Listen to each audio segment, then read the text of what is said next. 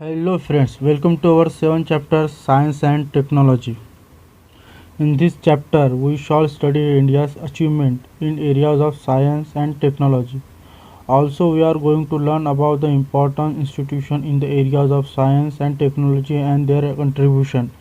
इस इस चैप्टर में हम स्वतंत्रता के पश्चात भारत ने जो और साइंस और टेक्नोलॉजी में जो अचीवमेंट की है उसके बारे में पढ़ेंगे और साथ ही साथ साइंस और टेक्नोलॉजी के क्षेत्रों में जो कार्यरत महत्वपूर्ण इंस्टीट्यूट है उनके योगदान का भी हम अध्ययन करेंगे।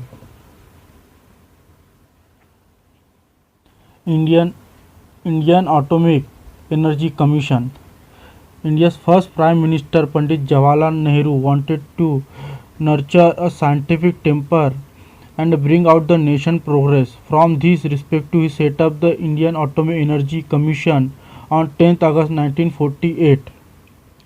जो भारत के प्रथम प्रधानमंत्री थे पंडित जवाहरलाल नेहरू को वैज्ञानिक दृष्टिकोण निर्माण कर राष्ट्र की प्रगति साध्य करनी थी और इसी विचार को लेकर उन्होंने 10 अगस्त 1948 को परमाणु ऊर्जा आयोग की स्थापना की और जो doctor Homi Bhabha was appointed as the first chairman of commission और जो डॉक्टर होमी भाभा थे वो कमीशन के फर्स्ट चेयरमैन नियुक्त किए गए। The objective of the commission were to produce electricity from the atomic energy. इसका मेन ऑब्जेक्टिव ये था कि जो न्यूक्लियर पावर से इलेक्ट्रिसिटी एटॉमिक एनर्जी पैदा करने का, increase the yield of food grains और फूड ग्रेन्स बढ़ाने का and make them last longer और उसको बहुत देर तक बचाए रखने का ग्रेन्स को।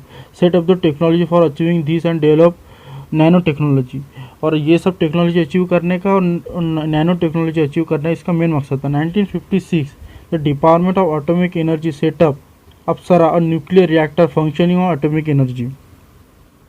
1956 में परमाणु ऊर्जा पर चलने वाली भारत की प्रथम परमाणु भट्टी अप्सरा निकल के सामने आई।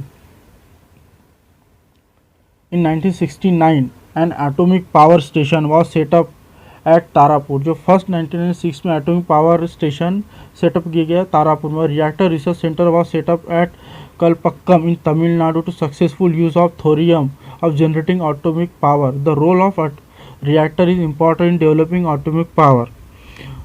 जो ये तारापुर में बनाया गया था परमाणु ऊर्जा प्लांट, थोरियम का उपयोग विद्युत निर्मित के लिए तमिलनाडु के कलपक्कम में रिएक्टर रिसर्च सेंटर से शुरू हुआ और फिर ये जो न्यूक्लियर पावर के विकास में रिएक्टर की भूमिका महत्वपूर्ण होती है। The factories manufacturing the heavy water needed for the generation of atomic power were set up at Vadodara, Talcher, Tuticorin, Kota etcetera. जो न्यूक्लियर पावर को बनाने के लिए भारी पानी की आवश्यकता होती है, इस भारी पानी के कारखाने को वडोदरा, तालचेर, टुतीकोरिन, कोटा आदि स्थानों पर बनाया गया।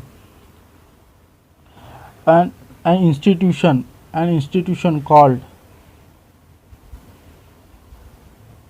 Heavy Water Project was set up to carry out research on manufacturing heavy water within country. It was later renamed Heavy Water Board. जो परमाणु भट्टियाँ बनाई गई थी के लिए आवश्यक जो भारी पानी हेवी वाटर का जो था देश के लिए भीतर बड़ी मात्रा में इसका उत्पादन और अनुसंधान करने हेतु तो हेवी वाटर प्रोजेक्ट एक जो संस्था था उसका बनाया गया।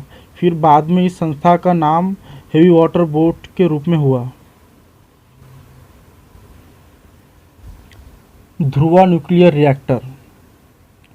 इन 1985 a completely Indian made nuclear reactor called Dhruva was started at Trombay near Mumbai. The Dhruva nuclear reactor uses uranium as fuel. At this center 350 radioactive substances are produced. They are used in industry, agriculture and medicine. जो मुंबई के समीप जो नज़दीक में जो तुर्भे में 1985 में जो भारतीय बनावट की ध्रुव परमाणु भट्टी प्रारंभ की गई और उसे रिएक्टर बनाया गया और यूरेनियम धातु का ईंधन के रूप में उपयोग करने के लिए ध्रुव परमाणु भट्टी का बड़ी मात्रा में उपयोग होता है। तुर्भे में लगभग 350 किरणों जो 350 रेडियो एक्टिव सब्सटेंस प्रोड्यूस हुए। They are use industries, agriculture and medicine. उससे इंडस्ट्री, एग्रीकल्चर और मेडिसिन के पर्पज़ के लिए यूज़ हुआ होता है। Nuclear power corporation of India limited, NPCL, this company was set up in 1987 to generate electricity from atomic energy.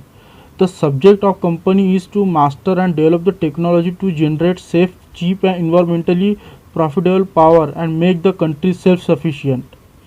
जो ये न्यूक्लियर पावर से बिजली बनाने के लिए 1987 में इस कंपनी को बनाया गया। इस कंपनी का उद्देश्य था सुरक्षित, सस्ती और पर्यावरणीय दृष्टि से लाभदायी विद्युत इलेक्ट्रिसिटी का तकनीक को सिद्ध करना और उसे विकसित करना, देश को आत्मनिर्भर बनाना है। Nuclear test, first nuclear test at Pokhran, India successfully perform her first nuclear test at Pokhran in Rajasthan on 18 May 1974 in consortium with the policy of using nuclear energy for the peaceful purpose. India ने सबसे पहला जो successful nuclear perform किया था test, वो था 18 May 1974 में पोखरण में। और किस मकसद से कि इसका हम बहुत पीसफुली यूज़ कर सकें। पेज नंबर 38 पे आइए फ्रेंड्स।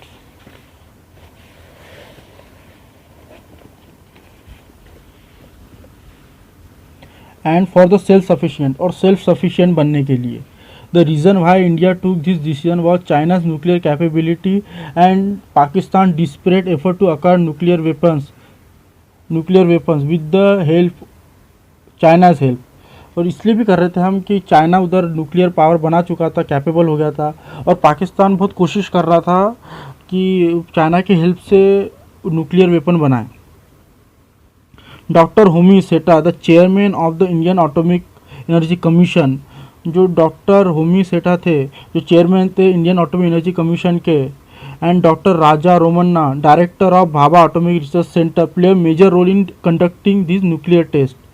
इन ये दो जो लोग थे, उन्होंने बहुत मेजर रोल प्ले किया वो टेस्ट, जो न्यूक्लियर टेस्ट हुआ था 1974 में पोखरण में, उसको कंडक्ट करने के लिए।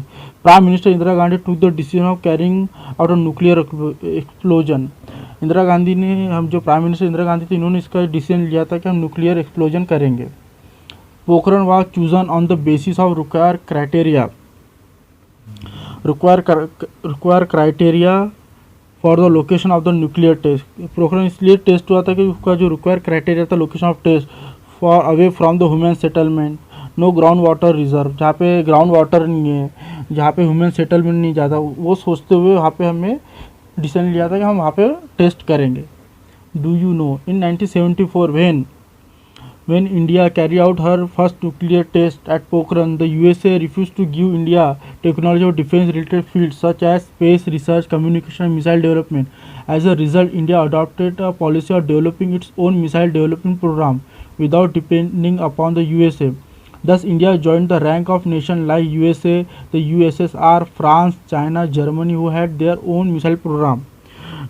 Year 1974 में इंडिया ने पोखरण में प्रथम परमाणु परीक्षण किया, और अमेरिका ने अंतरिक्ष अनुसंधान, दूर संदेश और वहन विज्ञान और प्रक्षेपण विकास जैसे रक्षा के क्षेत्र से संबंधित तकनीकी विज्ञान भारत को देने से इनकार कर दिया। फिर भारत ने क्या किया, अपने आत्मनिर्भर बनने के लिए खुद ही इस डेवलप प्रोग्राम में आगे बढ़ा, और जो बड़े बड़े कंट्रीज थे, USA, USSR और फ्रांस, चाइना जैसे, इनके लेवल में आके खड़ा हो गया। Second nuclear test, on the 11th May 1998 India carried out its second nuclear test to prove its nuclear preparedness। जो इंडिया ने है ना 11 मई 1998 को अपना सेकंड न्यूक्लियर टेस्ट किया। 3 test were done on the this day. उसी दिन है ना 3 टेस्ट हुए न्यूक्लियर के। One of them is hydrogen bomb, उसमें से एक हाइड्रोजन बम था। प्राइम मिनिस्टर अटल बिहारी वाजपेयी, जो प्राइम मिनिस्टर अटल बिहारी वाजपेयी थे, उन्होंने अश्योर किया था, assure that there would be no first use of nuclear weapons by India. उन्होंने अश्योर किया था दुनिया को कि इंडिया सबसे पहले कभी ये न्यूक्लियर टेस्ट यूज़ नहीं करेगा, but the USA impose economic sanction on India immediately. लेकिन है ना यूएसए ने इमीडिएटली है ना इंडिया पे है ना इकोनॉमिक सैंक्शन लगा दिए मिसाइल डेवलपमेंट।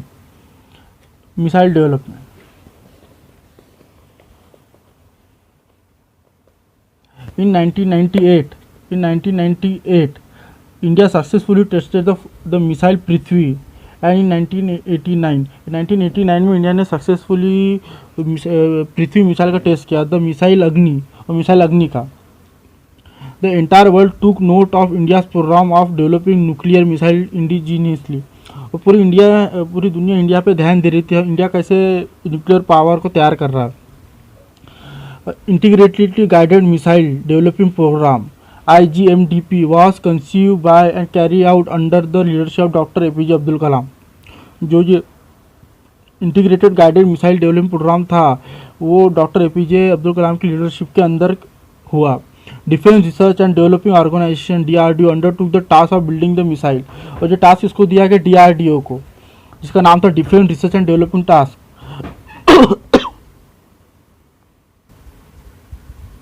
और ये टास्क मिसाइल बनाने का किसके अंडर कामयाब हुआ? DRDO के अंदर। पृथ्वी 1 और surface to surface ballistic missile was given to army. जो ज़मीन से ज़मीन पे वार करने वाली जो पृथ्वी 1 मिसाइल थी वो आर्मी को दी गई। पृथ्वी 2 पेज नंबर 39 पे आ जाइए friends. Was given to the air force while Prithvi 3 was given to the navy. जो पृथ्वी 2 है वो एयरफोर्स को दी गई और जो पृथ्वी 3 है वो नेवी को दी गई। Prithvi had the capacity to carry nuclear weapons of 500 to 1000 kilogram. जो 500 से 1000 किलोग्राम का जो न्यूक्लियर वेपन है उसे लेके जाने की क्षमता रखने की कैपेसिटी थी पृथ्वी मिसाइल की। Prithvi could travel a distance of 150 to 300 kilometre due to the nuclear ballistic missile. Nuclear Prithvi की कैपेसिटी कितनी? 150 से लेकर 300 किलोमीटर तक की कैपेसिटी थी ट्रैवल करने की बैलिस्टिक मिसाइल के साथ। ठीक है फ्रेंड्स, अभी हम कर रहे हैं Agni. In order to China and Pakistan get an idea of India's missile strength and India's border remains secure, Agni 1 was tested. This military missile had a range of 700 km. Later Agni 2 and Agni 3 were also produced. चीन और पाकिस्तान को भारत की प्रक्षेपण सामर्थ्य का अनुमान होने लगा और भारत की सीमा सुरक्षित रहा, इसलिए अग्नि 1 का परीक्षण किया गया।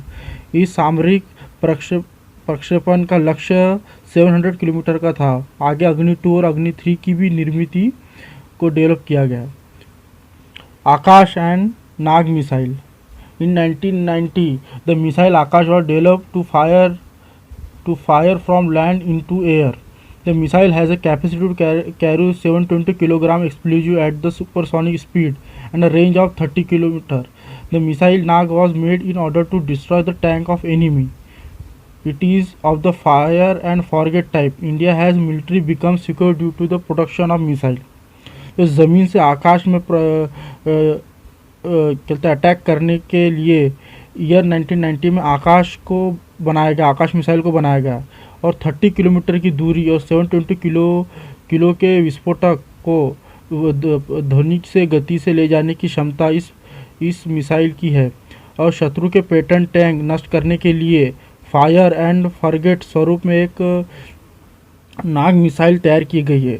और इस नाग मिसाइल के डेवलप करने की जो सैनिक दृष्टि से भारत है ना सेफ रह सके, ये मकसद से बनाया गया था।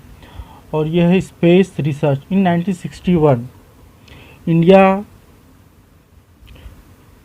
India national committee for space research NCSR launch India's first research rocket from Thumba equatorial launch centre in Thumba in the state of Kerala.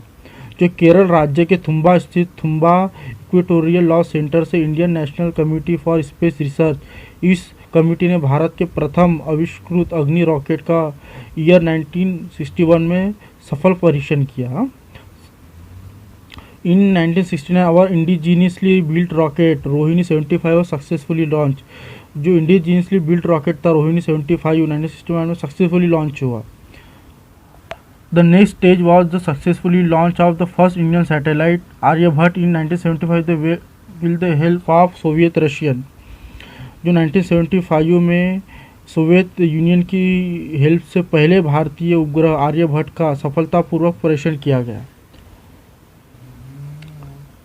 The success proved that India scientists can indigenously build a launch satellite. India scientists were confident that they could acquire a technology for sending a message from the Earth station and the access to the working of the satellite. इस सफलता से यह सिद्ध हो गया था कि अंतरिक्ष में छोड़े जा सकने वाले उपग्रह की संरचना एवं निर्मित देश में हो सकती है. जो इंडियन साइंटिस्ट को भूकेंद्र से उपग्रह की ओर संदेश भेजना, उपग्रह की ओर से आए संदेश को भूकेंद्र पर ग्रहण करना, इस तकनीकी विज्ञान को विकसित करने के लिए उपग्रह की कार्यशैली का मूल्यांकन करने हेतु उच्च प्रौद्योगिकी का अवगत हो सकती है, ऐसा आवश्यक हो सकता है. Indian space research organisation ISRO, after the success of basic rocket programming, space research and rocket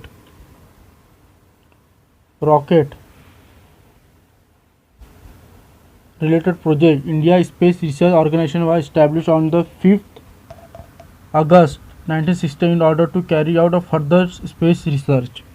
और सक्सेसफुली जो स्पेस प्रोग्राम बनाने के बाद इंडिया ने है ना एक इंडियन स्पेस रिसर्च ऑर्गेनाइजेशन को इस्टेब्लिश किया 15 अगस्त 1969 में कि हम जो स्पेस रिसर्च कर सके. The headquarter of ISRO are at Bengaluru, जो इसरो का हेड क्वार्टर है वो बेंगलुरु में है. ISRO activated space station at Sriharikota in Andhra Pradesh for launching our satellite. ISRO ने ना एक्टिव स्पेस स्टेशन बनाया श्रीहरिकोटा में इन आंध्र प्रदेश, कहते सैटेलाइट लॉन्च करने के लिए.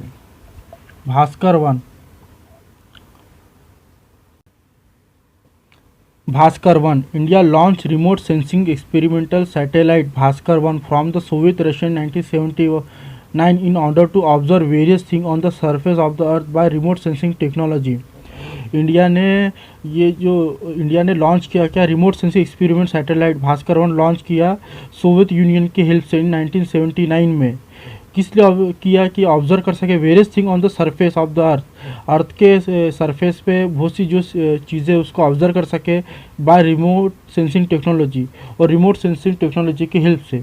This remote sensing technology would be useful for India's development by regarding water bodies. और जो रिमोट सेंसिंग टेक्नोलॉजी इंडिया के डेवलपमेंट के लिए बहुत हेल्पफुल है वाटर बॉडीज़ के regarding, mineral deposit and forecasting weather के हिसाब से. जो हम वातावरण जो देखते हैं फॉर वेदर के भाई कब बारिश हो सकती है, उसके हिसाब से ये सैटेलाइट को लॉन्च करने का मकसद था.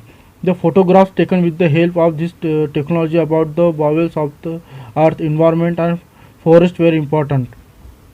इस सैटेलाइट्स की हेल्प से हम फोटोज ले सकते थे, और जो बॉवेल्स ऑफ अर्थ इन्वायरमेंटल और जो फॉरेस्ट के लिए बहुत इंपॉर्टेंट था.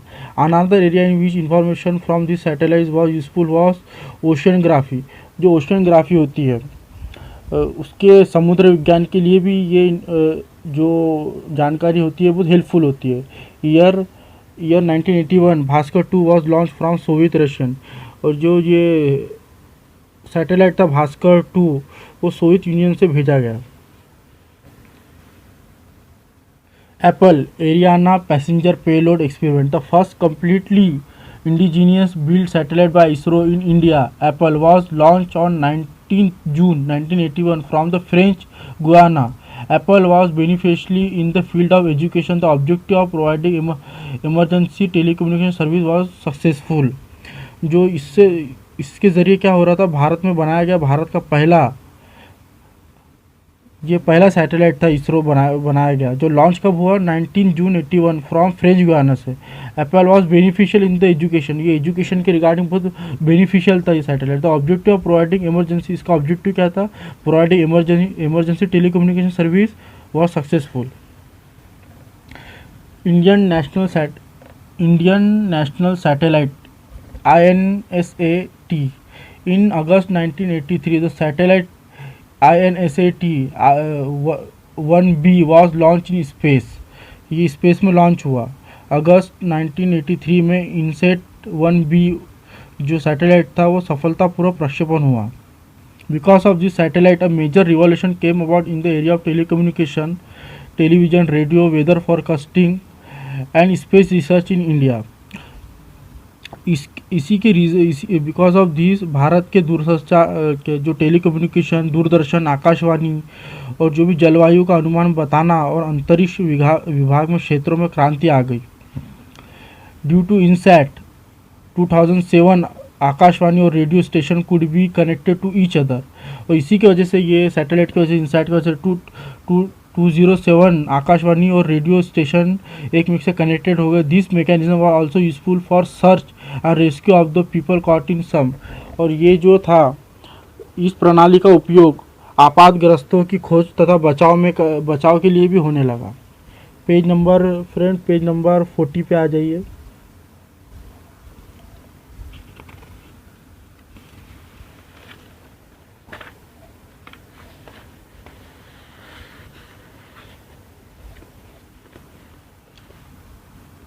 Disaster like shipwreck on an airplane crash, forecasting weather, or to look for and follow cyclones or storm in the field of telemedicine and educational institution। इसका मकसद ये भी था कि जो भी जहाज़ में समुद्र में फंस गए या फिर वेदर फोरकास्टिंग के लिए भी इस सैटेलाइट का हेल्प होने लगी। The telemedicine service enable the population from remote areas to get advice and treatment from expert doctors. Public primary health center in village have been connected with the super specialist hospital through INSAT। इस INSAT प्रणाली की telemedicine सेवा के कारण ग्रामीण और दुर्गम भागों की जनता को विशेषज्ञ डॉक्टर की सलाह तथा मेडिसिन सहज उपलब्ध होने लगे। ग्रामीण और छोटे गांवों के स्वास्थ्य केंद्रों को बड़े शहरों से सुपर स्पेशलिस्ट सेवा रुग्णालय के साथ इंसेट द्वारा जोड़ा गया है। Technological progress. अब factory manufacturing railway engine, Chittaranjan locomotive works was set up Chittaranjan in Burdwan district in West Bengal. Steam engine, electric engine and engine running on diesel were manufacturing here. The first diesel engine was manufactured at the diesel locomotive work at Varanasi. In India started exporting railway engines to Sri Lanka, Bangladesh, Tanzania and Vietnam। Railway engine produce करने वाला जो Chitraranjan locomotive works कारखाना बंगाल के बर्दवान जिले के चित्ररंजन में स्थापित किया गया। इस कारखाने में वाष्प इंजन जो भाप वाला इंजन है, डीजल इंजन और इलेक्ट्रिक इंजन का निर्माण होने लगा। वाराणसी के डीजल लोकोमोटिव वर्क्स में प्रथम डीजल इंजन बनाया गया और यहीं से श्रीलंका, बांग्लादेश, तंजानिया और वियतनाम में इंजनों को निर्यात होने लगा। Telex services.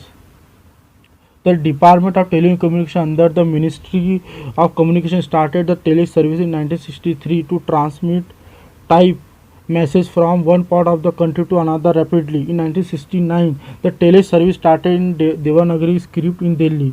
Later it spread all over the country. This service began to be used in different fields. With the rise of internet after 1990, the significance of this service reduced. देश के एक भाग से दूसरे भाग में शीघ्र गति से टंगमुती स्वरूप से संदेश को पहुंचाने वाली जो टेलिक्स सेवा थी, ईयर 1963 में केंद्रीय दूरसंचार मंत्रालय ने आरंभ की, उसे स्टार्ट किया। और ईयर 1969 में देवनागरी लिपि में जो टेलेक्स सेवा है पहली बार दिल्ली में स्टार्ट हुई। बाद में उनका विस्तार से पूरे भारत में हुआ। इस सेवा का उपयोग सभी क्षेत्रों में शुरू हुआ। ईयर 1990 के बाद इंटरनेट का जो उदय हुआ, इस सेवा का महत्व समाप्त हो गया। फिर satellite communication centre. In order to establish satellite communication with the help of an artificial satellite, a domestic satellite communication earth station was established in 1967 at Jodhpur, Tekra near Ahmedabad. जो ये था अपना सैटेलाइट था, कम्युनिकेशन सैटेलाइट, उसे है ना सहायता से देश के अंतर्गत दूरसंचार संभव हो सका। इसके लिए उपग्रह पर संदेश भेजने के लिए तथा उपग्रह से संदेश ग्रहण करने के लिए आवश्यक जो डोमेस्टिक उपग्रही दूरसंचार भूकेंद्र वर्ष ईयर 1967 में अहमदाबाद के नज़दीक जोधपुर टेकरा में खड़ा किया गया। और this made it easy to train scientific and technic setting up running on earth station within country. इसके ही कारण भारतीय जो साइंटिस्ट थे और टेक्नीशियन थे को जो भू केंद्र खड़ा करने एवं उसकी कार्य प्रणाली का पूरे देश में प्रशिक्षण देना और सुलभ हो गया, आसान हो गया। In 1970 a centre was establish at Arvi near Pune. In 97 में है ना एक आरवी जो पुणे के पास में, वहाँ पे एक सेंटर स्टैब्लिश किया गया। इक्विप, पेज नंबर 41 पे आ जाइए friends.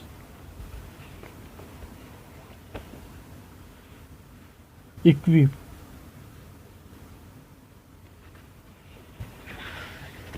Sorry friends, page number 40। Equip for international telecommunication service. और फिर क्या हुआ, इसी कारण से है ना pin code from 15 August 1972 the post and telegraph department started the 6-digit pin code system in the country. The postal index code is intended to bring efficiency in distributing the mail. जो 15 अगस्त 1972 में India में डाक और तार विभाग ने देश में 6 अंकीय पोस्टल इंडेक्स कोड पद्धति को शुरू किया। इस डाक वितरण की कार्य क्षमता बढ़ाना इसका उद्देश्य था। In this system the country was divided into 9 region. और इसी सिस्टम के थ्रू जो कंट्री में इसको 9 रीजन में डिवाइड किया गया। The first digit of the pin code indicate the region. जो पहला जो पिन कोड था वो कंट्री को रिप्रेजेंट करता था।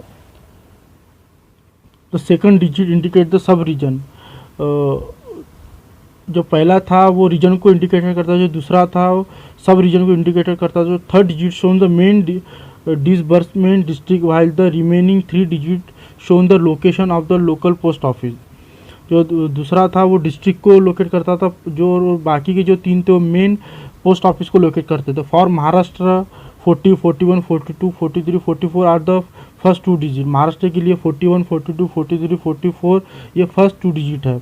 इन 1986 the speed post service was started to send post page rapidly.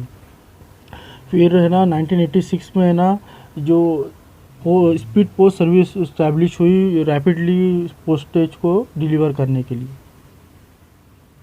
International subscriber dialing telephone service ISD। In 1972 overseas communication service was establish in Mumbai for the management of international telecommunication service. 1972 में overseas communication service को establishment हुआ मुंबई में, management of international telecommunication service. In 1976 the international subscriber dialer telephone service was started to connect Mumbai and London directly on the phone. In 1976 में जो international subscriber dialer telephone service को start किया गया, फिर मुंबई से लंदन डायरेक्टली फ़ोन पे connect हो सक रहे थे हम। Alongside the telephone service like telex, teleprinter and radio images were started. और उसी के साथ साथ फिर टेलीफोन सर्विस और फिर के साथ साथ फिर टेलेक्स, टेलीप्रिंटर और रेडियो सर्विसेज इमेजेस भी स्टार्ट होने लगी। इन 1986 विदेश Sanchar Nigam limited VSNL took a big leap in this field. फिर एक बहुत बड़ा कदम लिया किसने, विदेश संचार निगम लिमिटेड ने। Before that Mahanagar telephone Nigam service MTNL was a public sector company for giving telephone service in big cities. इसके पहले है ना MTNL बहुत बड़ा पब्लिक सेक्टर वाली कंपनी थी जो लोगों को बड़ी बड़ी सिटियों में टेलीफोन सर्विस दे रही थी। In the 1990s Videsh Sanchar Nigam limited held the distinction of being the main internet service provider in India. फिर विदेश संचार निगम ने मेन डिस्टिंक्शन लिया, बहुत आगे बढ़ गया इंटरनेट सर्विस प्रोवाइडर में इंडिया में। The contribution of Sam Pitroda in this field is significant. जो साम पित्रोदा थे इनका बहुत बड़ा रोल था इस फील्ड में। Mobile on 22 August 1994 the mobile phone service started in India. जो 22 अगस्त को 1994 में मोबाइल सर्विस इंडिया में स्टार्ट हुआ। At this time At this time, a mobile handset cost 45,000 and calling was rupees 17 पर मिनट। वो टाइम पे ना 45,000 का मोबाइल हैंडसेट था और कॉलिंग क्या थी, उसका पर मिनट का रेट था 17 rupees. By 1990 many private companies came in this field. और 1990 तक है ना बहुत सी प्राइवेट कंपनी इंडिया में आ चुकी थी। This made the service cheaper, फिर उन्होंने इस सर्विस को बहुत चीपर बना दिया, सस्ती बना दिया। फ्रेंड्स अब आइए पेज नंबर 41 पे। Bharat Sanchar Nigam limited BSNL in year 2000 the telecommunication department was restructured. The responsibility to make policy decision was retained with the telecom department and Bharat Sanchar Nigam Limited was established to actually provide the service to consumers. Along with the telephone services, cellular phone, internet, broadband services were also made available. जो year 2000 में है ना दूरसंचार विभाग की जो restructure किया गया, फिर रिस्ट्रक्चर करने के बाद the responsibility to make policy decision was retained with the telecom department Bharat Sanchar Nigam was established to actually provide. फिर क्या किया गया, जो नीतिगत पर निर्णय लेता जिम्मेदारी थी दूरसंचार विभाग के पास रखते हुए जो कंज्यूमर को प्रत्यक्ष सेवा प्रदान करने के लिए जो इंडियन भारत संचार निगम लिमिटेड था इसकी स्थापना की गई। और दूरध्वनि जो था टेलीफोन सर्विस के साथ सेलुलर फ़ोन, इंटरनेट और ब्रॉडबैंड सेवाएं उपलब्ध कराई गई। Oil and natural gas commission ONGC in 1956 the oil and natural gas commission was established to search for the deposit of mineral oil and natural gas and increase their production. In 1950 इसको 1956 में है ना ONGC को establish किया गया, किस लिए कि मिनरल ऑयल और नेचुरल गैस और प्रोडक्शन, इनका प्रोडक्शन बढ़ाने के लिए, नेचुरल गैस का प्रोडक्शन, मिनरल ऑयल का प्रोडक्शन बढ़ाने के लिए। After Digboi in Assam mineral oil deposit were found in Ankleshwar area in Gujarat. Assam राज्य के दिग्बोई के बाद गुजरात के अंकलेश्वर परिसर में खनिज तेल के भंडार मिले। Later mineral oil and natural gas deposit were found in the gulf of Khambhat in Gujarat. फिर क्या हुआ, जो आगे चलकर गुजरात के खम्बायत की खाड़ी में खनिज तेल तथा जो नेचुरल गैस के भंडार मिले। In 1974 the oil and natural gas commission started digging on oil well in Bombay high area with the help of Russian scientist by drilling called Sagar Samrat. From 1975, mineral oil and natural gas began to extracted from there. Later, more than 8,500 oil wells and 33 natural gas wells dug eventually in this area began to contribute 38% of total mineral oil production in the country and made 40% of the country demand for crude oil. फिर क्या हुआ, खनिज तेल तथा जो natural gas का जो commission था ONGC ने 1974 में सागर सम्राट इस ड्रिल शिप द्वारा बॉम्बे हाई परिसर में रूस के जो साइंटिस्ट थे, एक्सपर्ट थे, उनकी मदद से तेल कुओं की खुदाई चालू की।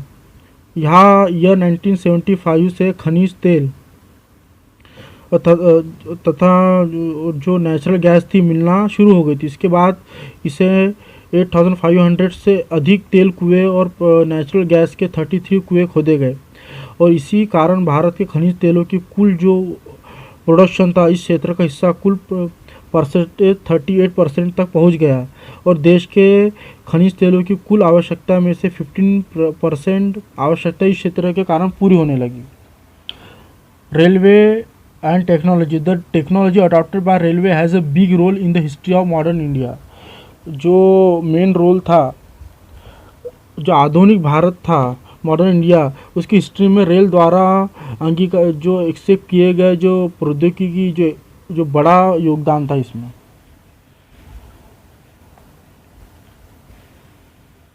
In order to bring efficiency, accuracy and coordination in the reservation system in rail travel, computerized reservation system was started for the first time in Delhi in 1994.